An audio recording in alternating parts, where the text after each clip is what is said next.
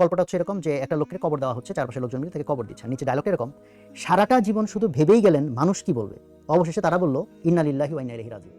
আমাদের younger generation যারা তোমরা আসো, তোমরা যাতে তোমাদের চিন্তা ভাবনার জগৎটাতে আমরা অ্যাটলিস্ট কিছু চেঞ্জ আনতে পারি, সো দ্যাট তোমাদের একটা এন্টারপ্রেনিউরিয়াল অ্যাটিটিউড তৈরি হয়, উদ্যোক্তা অ্যাটিটিউড। যে উদ্যোক্তা অ্যাটিটিউড মানে তোমাকে একদম উদ্যোক্তা হয়ে ব্যবসা দিতে হবে, ন্যাচারাল মানে ট্রু না, মানে এটাই করতে হবে, এটাই উদ্যোক্তা না। উদ্যোক্তা একটা অ্যাটিটিউড, লাইক তুমি যদি জবও করো তোমার একটা উদ্যোক্তা অ্যাটিটিউড আছে, দ্যাট ইজ একটা প্রবলেম দেখলে তুমি নিজে থেকে সলভ করতে চাও। সো তুমি একটা ডিপ থিঙ্কার হবা, ফলে যে ক্যারিয়ারেই তুমি থাকো না কেন তোমার জন্য মানব কল্যাণের চিন্তাভাবনা থাকে এবং মানুষের কল্যাণে কোনো একটা প্রবলেম সলভ করার যে দক্ষতা এবং যে সক্ষমতা দরকার সেই সক্ষমতা তোমার থাকে।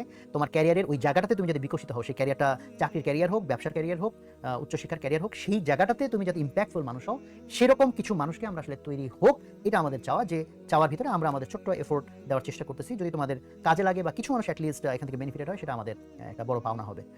তো আমি আর কথা লম্বা না করি, অলরেডি প্রায় 2 ঘন্টার মতো হয়ে গেছে। সো আমরা তো কথা অনেক বলি, কথা অনেক শুনি, বাট আমল করি কম। তো এই জন্য তোমাদের আমার আমার আমার আর্নেস্ট রিকোয়েস্ট থাকবে, যা যা তুমি শুনছো এখান থেকে তুমি তোমার করণীয় ঠিক করো, এবং যা তোমার এখান থেকে নলেজ গেইন হইলো অথবা তুমি চিন্তার খোরাক পাইলা, সেটার চিন্তার গভীরে যাও, এটাকে ইমপ্লিমেন্টেশন পর্যন্ত নাও। ইমপ্লিমেন্ট ছাড়া জাস্ট তুমি শুনলা, দেখলা, বুঝলা, ইটস লাইক ওই কৌটার ভিতরে আতর সারা জীবন ছিপে আটকে রেখে দেওয়ার মতো। তো আতরের স্মেল কেউ কোনোদিন পাবে না।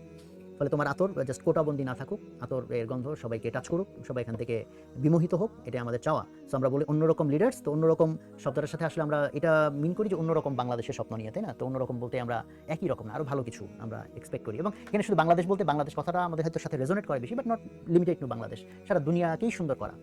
তো সারা দুনিয়াটাকেই সুন্দর করার জন্য যাতে তোমার এফোর্ট কাজে লাগে, আল্লাহ তাআলা আমাদের প্রত্যেককেই আমাদেরকে আমানত হিসেবে দিয়েছেন, আমাদের টাইম, আমাদের এনার্জি, আমাদের ব্রেইন, আমাদের প্রত্যেকটা অর্গান, এটা আল্লাহ তাআলা আমানত হিসেবে দিয়েছেন। সো সেজন্য সেই আমানতের খেয়ানত না হয়, এই আমানতকে আমি সঠিকভাবে ব্যবহার করি এবং আমি ইম্প্যাক্টফুল কাজ করতে পারি। এবং সেটা শো অফের জন্য না, যে মানুষ দেখুক আমি কি করছি।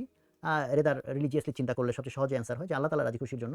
আর সেটাও তুমি যদি চিন্তা রিলিজিয়াসলি না করো, অ্যাটলিস্ট তোমার আত্মতুষ্টি যাতে থাকে, মানুষের কল্যাণ যাতে থাকে, সেই থিঙ্কিংটা যাতে তোমার মধ্যে থাকে, জাস্ট নট শো অফ যে কে আমার কি মনে করলো।